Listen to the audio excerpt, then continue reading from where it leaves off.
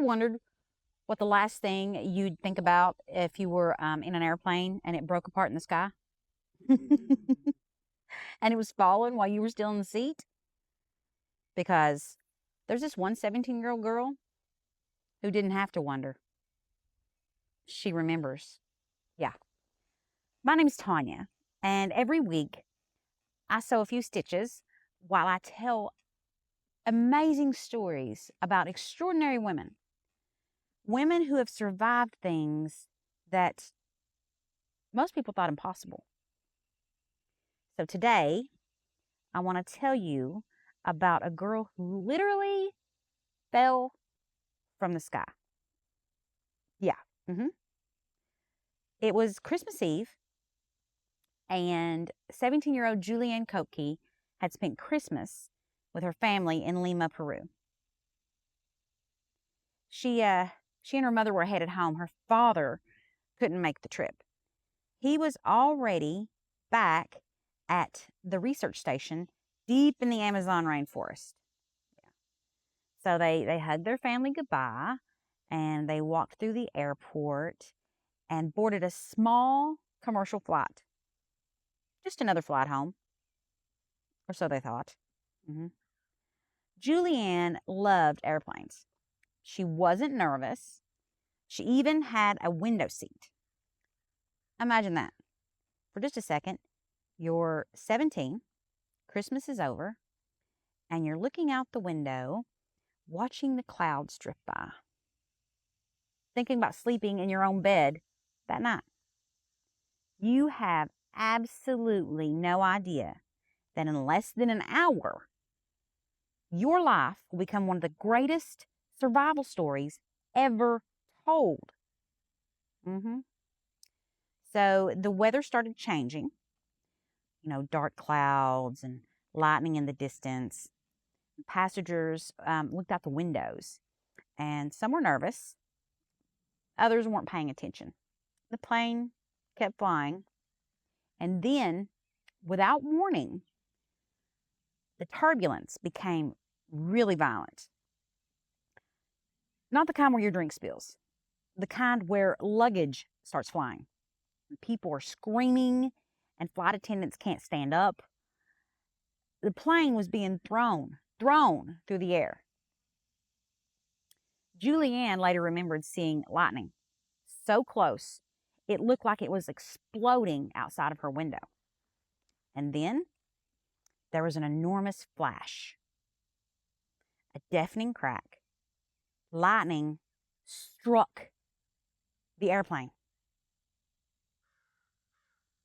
Imagine hearing the metal around you ripping apart.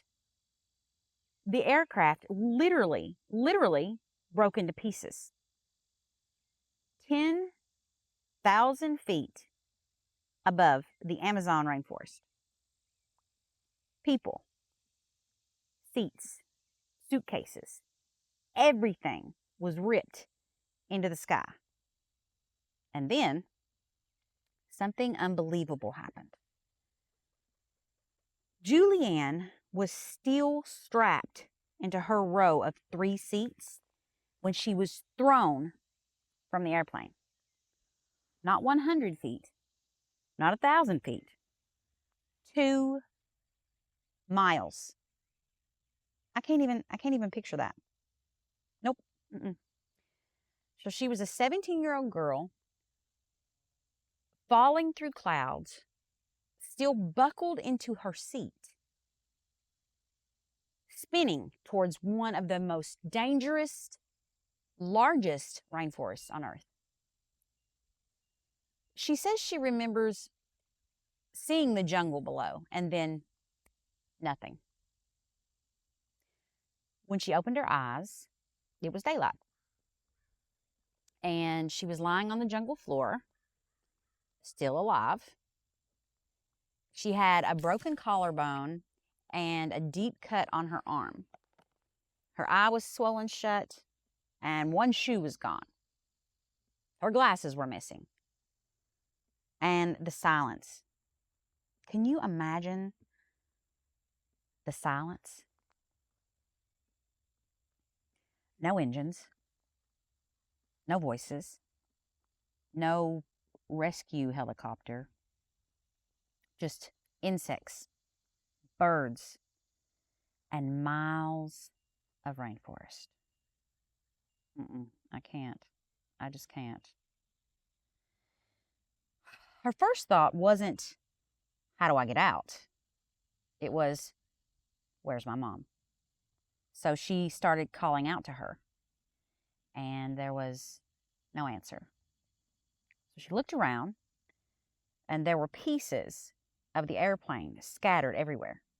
Pieces of luggage and broken branches, but no people. Now here's the part that changed everything. Julianne's parents weren't tourists. They were zoologists.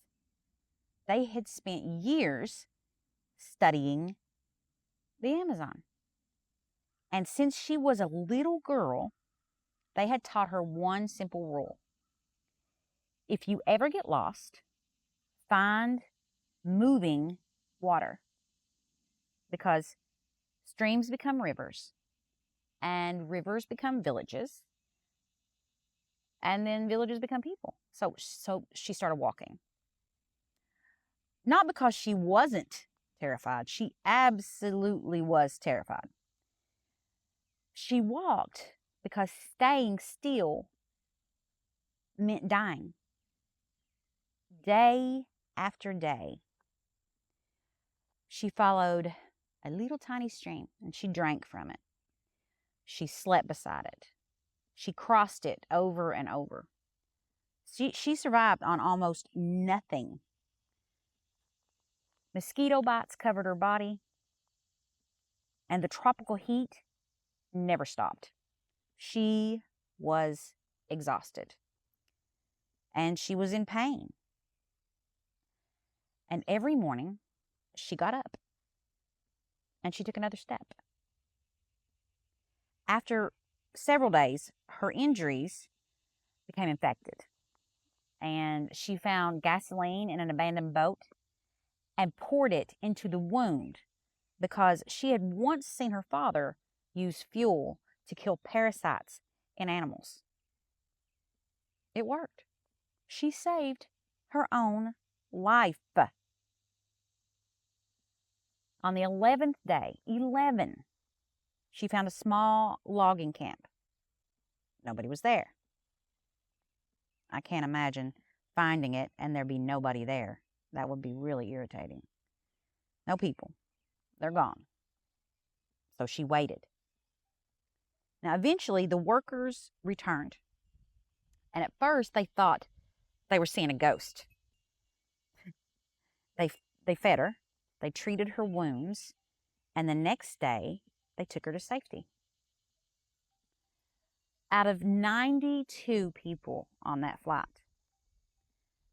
Julianne Koepke was the only survivor.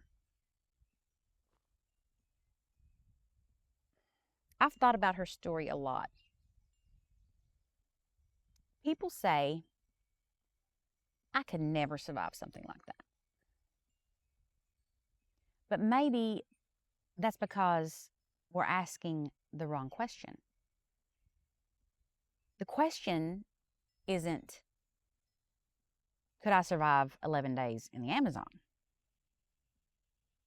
The question is, could I take one more step? Because that's all Julianne ever did. She didn't know rescue was coming. She didn't know she'd make history. She didn't know she'd ever see another human being. She just kept choosing one more step. And maybe that's where you are today. Not in a rainforest, but in grief or heartbreak or starting over. Maybe your impossible doesn't look like hers. But the next step is still the next step. Thank you for sitting with me while I stitched another story for you. And I'll see you next time.